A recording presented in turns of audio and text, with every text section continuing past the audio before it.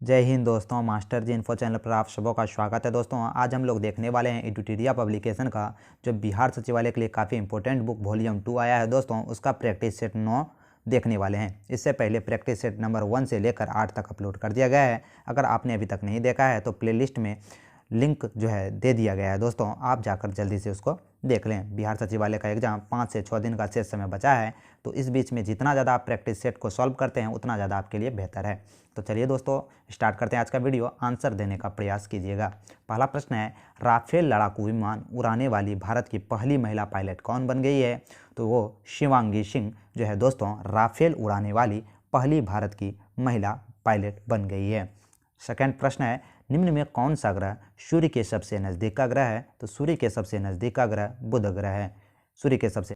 तीसरा नंबर प्रश्न है, मकर रेखा निम्न में से किस देश से होकर नहीं गुजरती है? तो मकर रेखा दोस्तों किस देश से होकर नहीं गुजरेगी? तो 3 का जो यहाँ पर आंसर होने वाला है दोस्तों, उरुग्वे से होकर मकर रेखा नहीं गुजरती है, जबकि पराग्वे, दक्षिण अफ्रीका और ब्राज़ील से होकर मकर रेखा गुजरती है। नेक्स्ट है, निम्न में कौन सा अग्नेय चट्टान का उदाहरण नहीं है? तो अग्नेय चट्टान का उदाहरण कौन सा नहीं हो जाएगा दोस्तों? तो स्लेट जो होगा दोस्तों यह अग्नेय चट्टान का उदाहरण नहीं है। नेक्स्ट है, भारत के किस नदी को अपने प्रदूषक प्रवृत्ति के कारण जैविक मरुस्थल की संज्ञा दी गई है? तो जैविक मरुस्थल की संज्ञा दामोदर नदी को दी गई है प्रदूषक प्रवृत्ति के कारण। नेक्स्ट है, हेमिस नेशनल पार्क भारत के किस राज्य में स्थित है? दोस्तों तो हेमिस जो नेशनल पार्क है वह कहाँ है? तो वह लद्दाख में है। हेमिस नेशनल पार्क भारत के किस राज्य या केंद्र शासित प्रदेश में है? तो हेमिस नेशनल पार्क लद्दाख में है। नेक्स्ट क्वेश्चन की बात करें, भारत की सबसे बड़ी कृत्रिम झील कौन सी है? तो भारत की सबसे बड़ी कृत्रिम जो झील है दोस्तों उसका नाम है गोविंद सागर झील। गोविंद सागर झील भारत की सबसे बड़ी कृत्रिम झील है। नेक्स्ट है, ग्रीष्म ऋतु में तीव्र आर्द्र हवाओं को काल बैसाखी के नाम से जाना जाता है। यह काल बैसाखी कहाँ पर नाम से जाना जाता है दोस्तों? तो पश्चिम बंगाल में जो है दोस्तों तीव्र आर्द्र हवाओं को काल बैसाखी के नाम से जाना जाता है। यह ग्रीष्म ऋतु में चलती है। नेक्स्ट क्वेश्चन की बात करें, निम्नलिखित में कौन पूर्वी घाट का पहाड़ी नहीं है? तो पूर्वी घाट का पहाड़ी इनमें से कौन नहीं होगा दोस्तों? तो ऑप्शन नंबर ए जो यहाँ हरिश्चंद्र है दोस्तों ये पूर्वी घाट का पहाड़ी नहीं है, जबकि जावादी, वेलिकाडा और शेषांचल ये सब पूर्वी घाट की पहाड़ियाँ हैं। नेक्स्ट है, कौन सा राज्य जुलाई 2022 में सेमीकंडक्टर नीति शुरू करने वाला पहला राज्य बन गया? तो सेमीकंडक्टर नीति लागू करने वाला पहला राज्य गुजरात बन गया है। नेक्स्ट क्वेश्चन है, निम्न में कौन सा ज्वारी बंदरगाह है? तो निम्न में कौन सा एक ज्वारी बंदरगाह है दोस्तों? तो कांडला जो कि गुजरात में पड़ता है यह एक ज्वारी बंदरगाह है। कांडला जो कि कहाँ पड़ता है दोस्तों? गुजरात में। यह एक ज्वारी बंदरगाह है। भारत का सबसे बड़ा बंदरगाह मुंबई बंदरगाह है दोस्तों, ये भी हमें याद रखना है। चलते हैं नेक्स्ट क्वेश्चन की ओर। नेक्स्ट क्वेश्चन है 12 नंबर प्रश्न है, राइट टू रिपेयर कानून पारित करने वाला दुनिया का पहला शहर कौन बन गया? तो राइट टू रिपेयर कानून पारित करने वाला जो है दोस्तों यह न्यूयॉर्क जो है पहला देश बन गया है। न्यूयॉर्क पहला देश है दोस्तों। न्यूयॉर्क पहला शहर है दुनिया का जहां राइट टू रिपेयर कानून पारित हो गया है। नेक्स्ट क्वेश्चन की बात करें, बिहार का दूसरा चिड़ियाघर किस जिले में बनाया जाएगा? तो बिहार का दूसरा जो चिड़ियाघर है दोस्तों वह अररिया में बनाया जाएगा। बिहार का दूसरा चिड़ियाघर अररिया में बनाया जाएगा। नेक्स्ट है, निम्न में किस राज्य को टाइगर स्टेट के नाम से भी जाना जाता है? तो टाइगर स्टेट के नाम से मध्य प्रदेश के जाना जाता है। टाइगर स्टेट के नाम से मध्य प्रदेश को जाना जाता है। नेक्स्ट है, निम्न में से किसे एशिया का ज्योतिपुंज कहते हैं? तो एशिया का ज्योतिपुंज गौतम बुद्ध को कहा जाता है। एशिया का ज्योतिपुंज गौतम बुद्ध को कहा जाता है। नेक्स्ट है, मोहनजोदारो किस नदी के तट पर स्थित है? तो मोहनजोदारो है दोस्तों यह सिंधु नदी के तट पर है। मोहनजोदारो सिंधु नदी के तट पर पाकिस्तान के लड़काना जिले में अवस्थित है।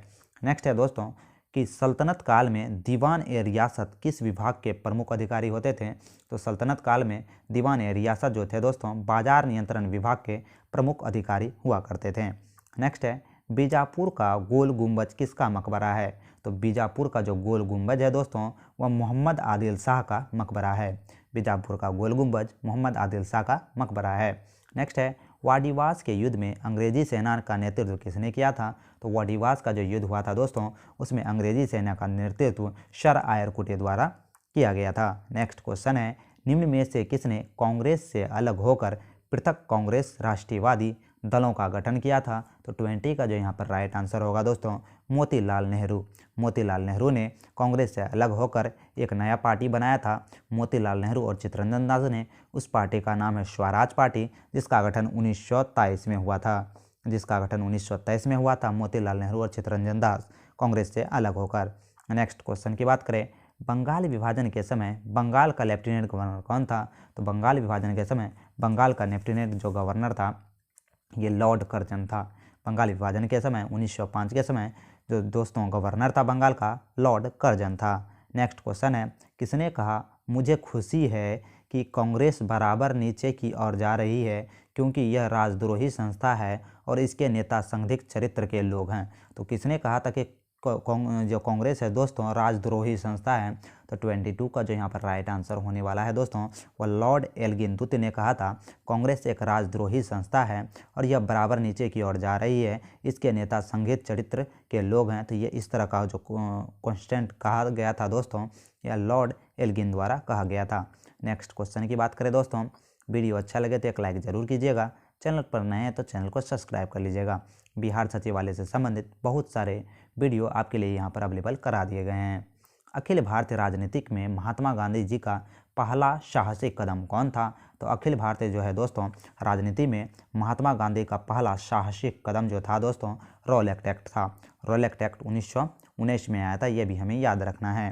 नेक्स्ट क्वेश्चन है, निम्न में से किसने अंडमान और निकोबार द्वीप को क्रमशः शहीद द्वीप और स्वराज द्वीप नाम दिया? तो शहीद द्वीप और स्वराज द्वीप नाम सुभाष चंद्र बोस ने दिया।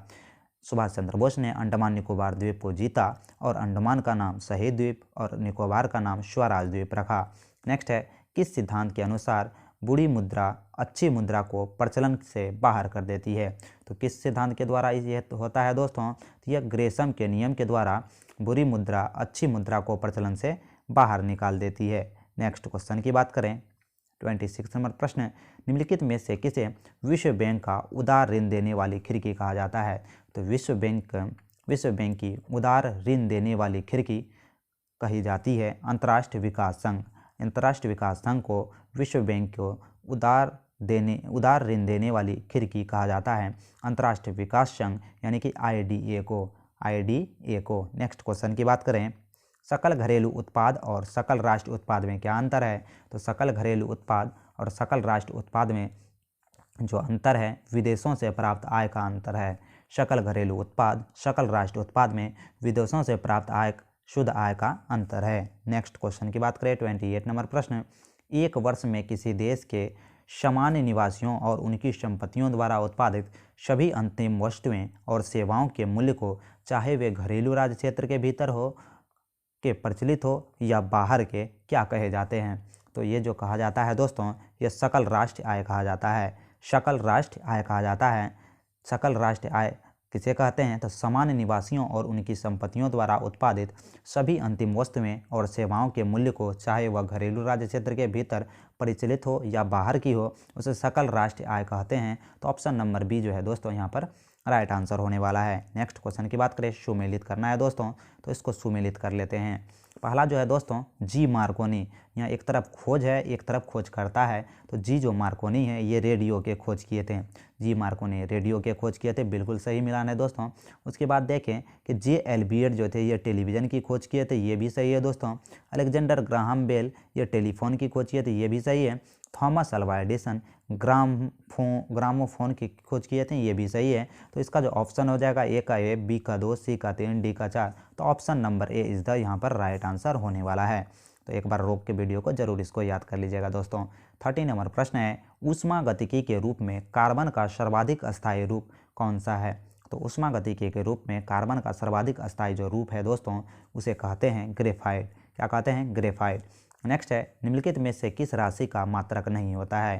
तो किस राशि का मात्रक दोस्तों नहीं होता है? तो विकृति का कोई मात्रक नहीं होता है। विकृति का कोई मात्रक नहीं होता है। नेक्स्ट चलते हैं 32 नंबर प्रश्न की ओर। वीडियो अच्छा लगे तो एक लाइक ज़रूर कीजिएगा, चैनल पर नए हैं तो चैनल को सब्सक्राइब कर लीजिएगा और इस क्लास का PDF पाने के लिए टेलीग्राम चैनल को जरूर ज्वाइन कर लीजिएगा दोस्तों। टेलीग्राम चैनल का लिंक डिस्क्रिप्शन बॉक्स में दे दिया गया है। जल में अस्थायी कठोरता किसकी उपस्थिति के कारण होता है? तो जल में जो दोस्तों अस्थायी कठोरता होती है सोडियम और पोटेशियम के सल्फेट के कारण होती है। जल में अस्थायी कठोरता सोडियम और पोटेशियम के सल्फेट के कारण होती है। नेक्स्ट क्वेश्चन की बात करें, मरीजों के पेट के अंदर का परीक्षण करने हेतु डॉक्टरों द्वारा प्रयुक्त इंडोस्कोप निम्नलिखित में से किस सिद्धांत पर कार्य करता है? तो इंडो जो स्कोप है दोस्तों वो प्रकाश के पूर्ण आंतरिक परावर्तन के सिद्धांत पर कार्य करता है। इंडोस्कोप प्रकाश के पूर्ण आंतरिक परावर्तन के सिद्धांत पर कार्य करता है। नेक्स्ट है 34 नंबर प्रश्न, एक परमाणु के केंद्र का घनावेशित हिस्सा क्या कहलाता है? तो एक परमाणु के केंद्र का जो घनावेशित हिस्सा होता है दोस्तों वह नाभिक कहलाता है। क्या कहलाता है? नाभिक। नाभिक में प्रोटॉन और न्यूट्रॉन होते हैं। इलेक्ट्रॉन नाभिक के बाहर चक्कर लगाते हैं। नेक्स्ट है नीलम या रूबी का रासायनिक सूत्र क्या है? तो नीलम या रूबी का रासायनिक सूत्र Al2O3 है। नेक्स्ट क्वेश्चन की बात करें, एम्फीबिया होता है 36 है। एम्फीबिया क्या होता है दोस्तों? तो एम्फीबिया जो होता है जल एवं स्थल दोनों पर रह सकने वाला जीव होता है। एम्फीबिया क्या होता है? जल तथा स्थल दोनों पर रहने वाले जीव को एम्फीबिया वर्ग कहते हैं, जैसे मेढक। नेक्स्ट है निम्न में से किस में लिंग गुणसूत्र नहीं होता है? तो लिंग गुणसूत्र है जो है दोस्तों छिपकली में लिंग गुणसूत्र नहीं होता है। छिपकली में लिंग गुणसूत्र नहीं होता है। काफ़ी इंपॉर्टेंट प्रश्न है दोस्तों। नेक्स्ट है 38 नंबर प्रश्न, मनुष्यों के शरीर में पसलियाँ की संख्या कितनी होती है? तो मनुष्यों के शरीर में पसलियों की संख्या जो होती है दोस्तों वो 24 होती है। मनुष्यों के शरीर में पसलियों की संख्या 24 होती है। नेक्स्ट है मनुष्यों के शरीर में निम्न में से कौन सा उत्सर्जी अंग नहीं है? तो मनुष्य के शरीर में उत्सर्जी अंग निम्न में से कौन सा नहीं होगा? तो हृदय जो है दोस्तों ये उत्सर्जी अंग नहीं है, जबकि वृक्क, यकृत और त्वचा ये सब जो है दोस्तों उत्सर्जी अंग है। हृदय उत्सर्जी अंग नहीं है, तो option number D is the right answer. Next question की बात करें, किसी निकाय के दो संलग्न भागों के बीच तापांतर के कारण ऊष्मा का हस्तांतरण जिससे उस निकाय के माध्यम से ऊर्जा का प्रभाव उस निकाय के कणों को विस्थापित किए बिना हो क्या कहलाते हैं? तो वो क्या कहलाते हैं दोस्तों? तो वह चालन कहलाते हैं। नेक्स्ट है निम्न में कौन सा मध्य कान की हड्डी है? तो मध्य कान की जो हड्डी हो जाएगी दोस्तों वो हो जाएगी malleus incus stapes. Malleus incus stapes. तो उपयुक्त में से सभी जो है दोस्तों कान में जो है एक तरफ 3 हड्डी होता है, दूसरे तरफ 3 हड्डी होता है। इस तरह टोटल कान में 6 हड्डियां होती हैं। सबसे छोटी जो हड्डी होती है दोस्तों वह कान में ही पाया जाता है, जिसे स्टेपिड कहते हैं।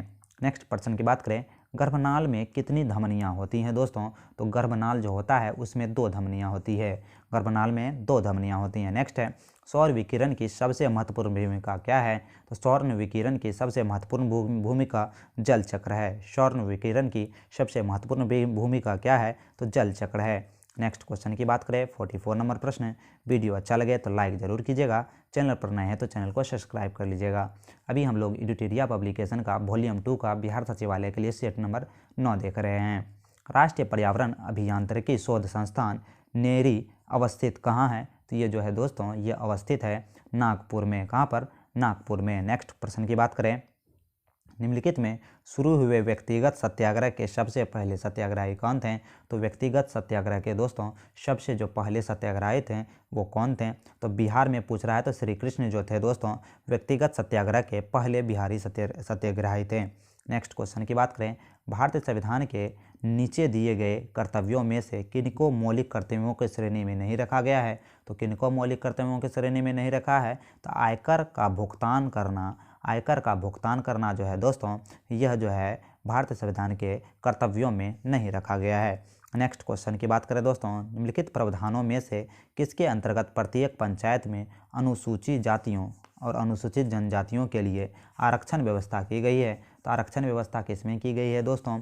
ये की गई अनुच्छेद 243 का डी में आरक्षण व्यवस्था अनुसूचित जातियों और अनुसूचित जनजातियों के लिए किया गया है। नेक्स्ट है किस अनुच्छेद के तहत भारत में वर्ष 1975 में आपातकाल घोषित किया गया था?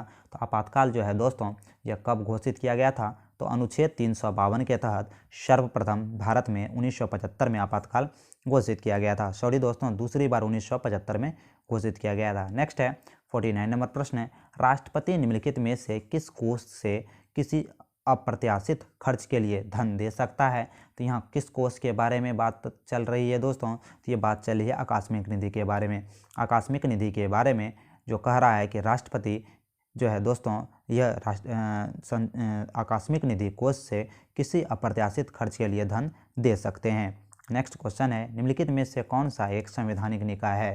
तो इनमें से कौन सा एक संवैधानिक निकाय हो जाएगा दोस्तों? तो नियंत्रक एवं महालेखा परीक्षक जो है दोस्तों एक संवैधानिक निकाय है, जबकि राज्य सूचना आयोग, केंद्र सतर्कता आयोग, लोकपाल और लोकायुक्त ये सब जो है दोस्तों संवैधानिक आयोग नहीं है। तो option number A is the यहाँ पर राइट आंसर। नेक्स्ट है, 9वें एशियाई मंत्री स्तरीय ऊर्जा सम्मेलन गोलमेज सम्मेलन 2022 का जो है मेजबानी किस देश को सौंपी गई है? तो ये जो देश है दोस्तों भारत को सौंपी गई है। भारत को 9वें एशियाई मंत्री स्तरीय ऊर्जा गोलमेज सम्मेलन 2022 की मेजबानी सौंपी गई है। नेक्स्ट है 52 नंबर प्रश्न, नीति आयोग के अध्यक्ष कौन होते हैं? तो नीति आयोग के अध्यक्ष प्रधानमंत्री होते हैं। इसकी स्थापना, नीति आयोग की स्थापना 1 जनवरी 2015 को होती है। National institution for transforming India नीति का फुल फॉर्म है। नेक्स्ट है, निम्न में से कौन सा मूल अधिकार केवल नागरिकों को ही प्राप्त है, विदेशियों को नहीं? तो कौन सा अधिकार केवल भारतीयों को ही प्राप्त है, विदेशियों को नहीं प्राप्त है दोस्तों? इसका सही आंसर हो जाएगा अनुच्छेद 15। अनुच्छेद 15, 16, 19, 29, 30 जो है दोस्तों केवल भारतीयों के लिए है, विदेशियों के लिए नहीं है। नेक्स्ट क्वेश्चन की बात करें, 53 नंबर प्रश्न है। वीडियो अच्छा लगे तो एक लाइक जरूर कीजिए और एक प्यारा सा कमेंट जरूर कीजिए दोस्तों, और आंसर देने का प्रयास कीजिए कमेंट करके।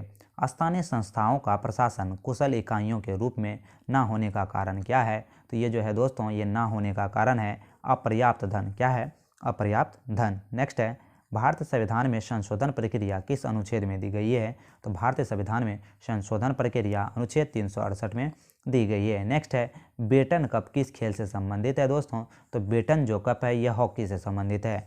बेटन कप हॉकी से संबंधित है। नेक्स्ट है, भारत के प्रथम उपराष्ट्रपति कौन थे दोस्तों? तो भारत के प्रथम जो उपराष्ट्रपति थे डॉक्टर सर्वपल्ली राधाकृष्णन थे।